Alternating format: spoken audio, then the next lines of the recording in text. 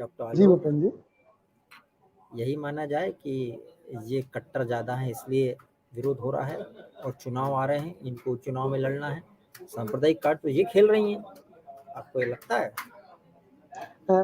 भूपेन जी, एक बात को समझना होगा कि चुनाव तो एक कारण होता ही है, इसमें कोई डाउट ही नहीं है कि चुनाव एक कारण ना हो, लेकिन ये एक पूरी सोच है।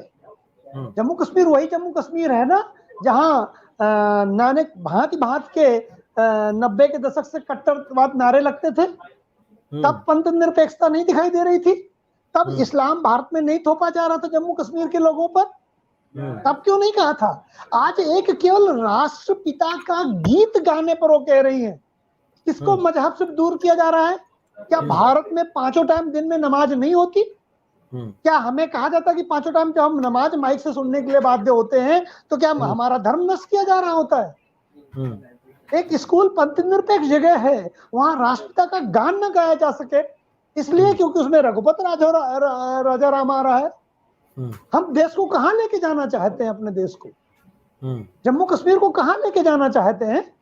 मतलब जहां थोड़ी शांति आए, जहां राष्ट्रीयता हावी हो। जब राष्ट्रीयता बढ़ने लगती है तब पंथवाद कमजोर होता है। कल भी मैंने कहा था कि जब एक हमारे मित्र ने, पैनलिस्ट ने कहा था कि श्वास और शरीर है धर्म और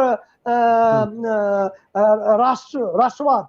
मैं कल भी विरोध इसी बात का कर रहा था, क्योंकि जब धर्म श्वास हो जाएगा और राष्ट्रवाद शरीर हो जाएगा तो दोनों को चुनना पड़ेगा। लेकिन जब दोनों में से एक की चुनने की बारी आएगी तो क्या चुनेंगे, पंथ या राष्ट्र? जब भी पंथ चुनेंगे देश का बंटवारा होगा। पंथ स्वांतः सुखाय है, धर्म स्वांतः सुखाय है। धर्म राष्ट्र से बड़ा नहीं हो सकता। राष्ट्र प्रथम, धर्म द्वितीय।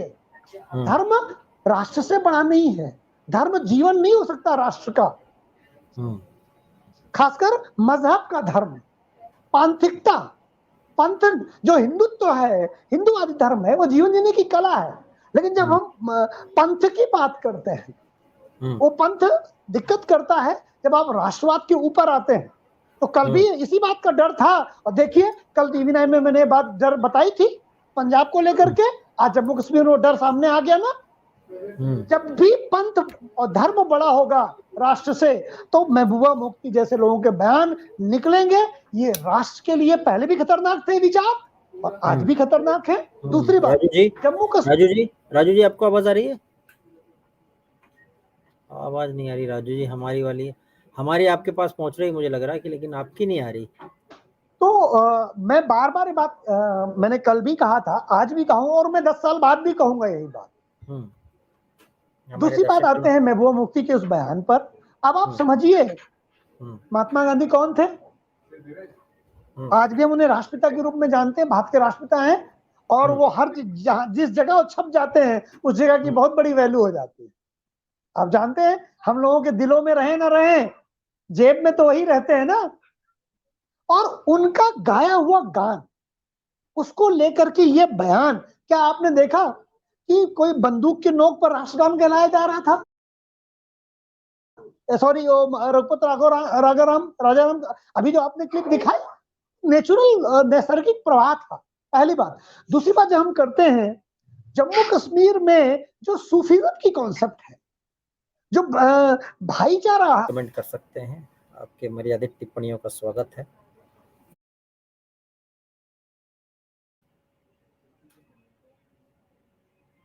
अनम्यूट नहीं हुआ आपका भी। सब अपनी दुहाई देते हैं।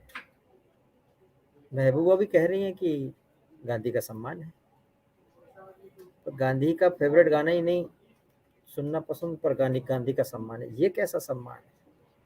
वैसे ही है जैसे हमारे गांव में एक कहावत है, हाओ पनिहारिन पर घरा न छोयो। जैसे हमारे गांव में एक कहावत है। में आपका स्वागत है। भारत में लेकिन महात्मा गांधी को सब सम्मान करते हैं। भारत के संविधान के लिए सब अपनी दुहाई देते हैं।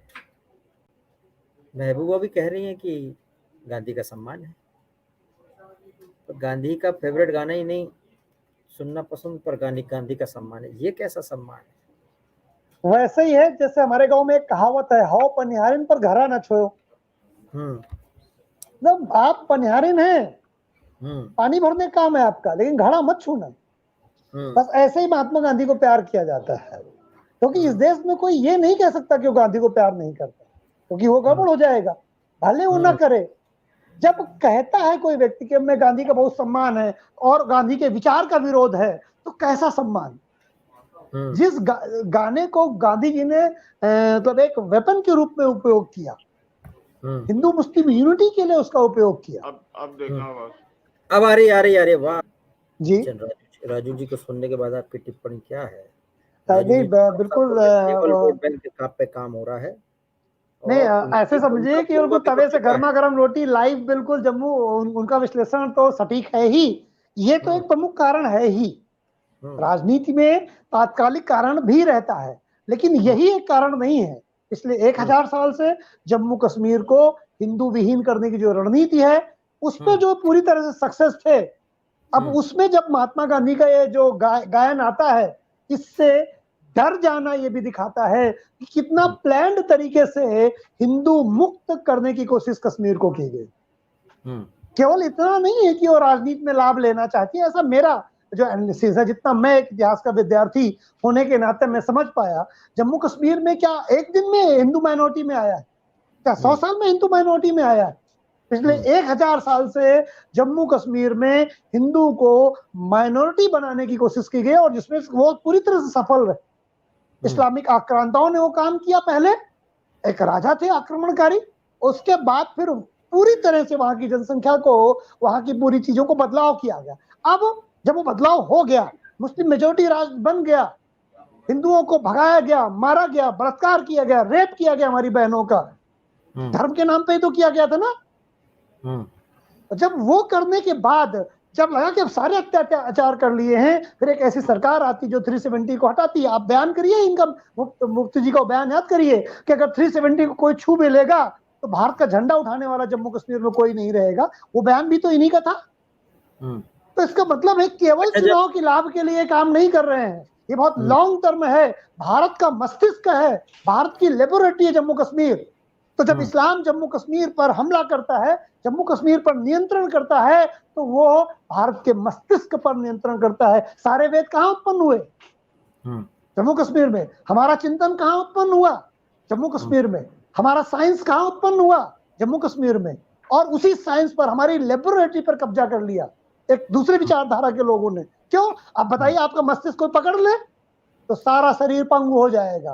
तो केवल इतना सिंपल नहीं है, ये राजनीतिक विश्लेषण है, ये सही है, लेकिन इतना साधारण नहीं है जम्मू कश्मीर की चुनाव को लेकर के केवल ऐसे बयान आएंगे। ये बयान 1000 साल से जो चली हुई हिंदू को खत्म करने की जो रणनीति थी, उसका डर है कि कहीं हिंदुत्व पूरा है। क्योंकि अगर हम अपने जम्मू कश्मीर पर अपनी संस्कृति को स्थापित कर ले जाते हैं, तो इस देश से दूसरी संस्कृतियों के पैर उखड़ जाएंगे, ये डर भी।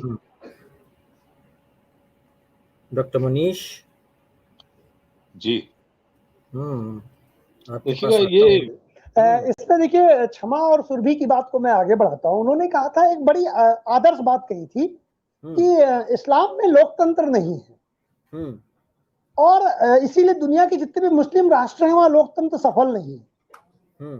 तो क्यों नहीं सफल है? स्वामी विवेकानंद जी को यहाँ कोट करता हूँ। स्वामी विवेकानंद जी ने एक बात कही थी कि जो भी एकेश्वरवादी धर्म है, और से सुनिएगा इस बात को, क्योंकि इसको मिसकोट भी हो सकता है। एकेश्वरवाद को तौहीद कहते हैं। हाँ जी, तो जो भी एकेश्वरवादी धर्म है धरती में, उनके कट्टर होने की संभावना ज्यादा रहती है, क्योंकि वो एक ही ईश्वर को मानते हैं। ये मेरा नहीं, स्वामी विवेकानंद जी का कथन है। तो इस्लाम धर्म में इसीलिए सक्सेस हो पाती दुनिया के मुस्लिम मेजोरिटी राष्ट्रों में, क्योंकि वहां मेजोरिटी कट्टर है।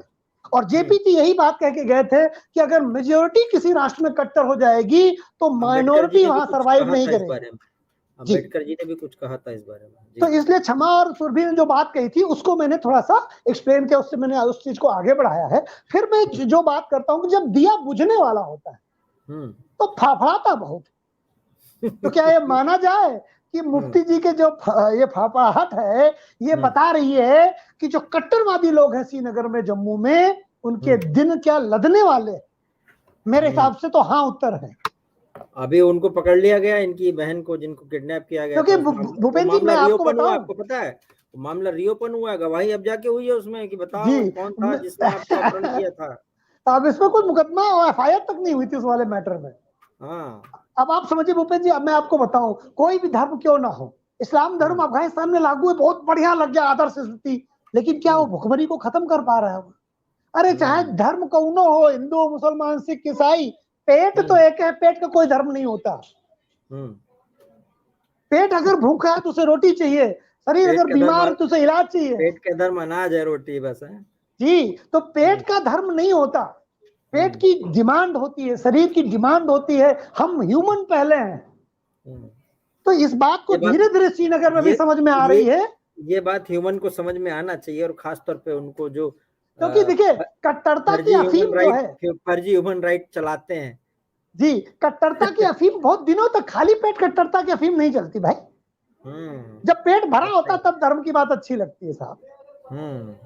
तो जम्मू कश्मीर में जी जम्मू कश्मीर में लोगों के पेट पहले क्या लगता था, इतने पेट भर सकता है, तो लगता था खाली पेट भी रहते तो लगता था पेट भरा है। अब सरकार बदली तो सरकार ने कहा कि पेट भरना इसे कहते हैं। हॉस्पिटल, रोडें, आपका इंफ्रास्ट्रक्चर, आपकी एजुकेशन, आपकी हेल्थ, आपका व्यापार, इसे पेट भरना कहते हैं। पेट की परिभाषा बदल गई साहब। तो जब पेट भरने की परिभाषा बदल गई तो कट्टरता कहाँ है फिर वहां पैर जमा पाएगी। सुरभि सिंह लिख रही हैं आगे कि लोग कहते हैं कि संविधान को मानते हैं, लेकिन क्यों नहीं समझते कि देश के लिए संविधान से बड़ा कोई धर्म नहीं है। आज भी कह रही हैं, आज भी मिश्रा कह रही हैं हमारी दर्शक, जम्मू कश्मीर सदियों बाद लोकतंत्र की वापसी हो रही है, इसीलिए मजहब और आतंकवादी संगठन महबूबा मुफ्ती के पीछे छुपकर कट्टरता को बढ़ावा देना चाह रहे हैं। आशीष यादव लिख रहे हैं, राकेश जी ने सही कहा कि पाकिस्तान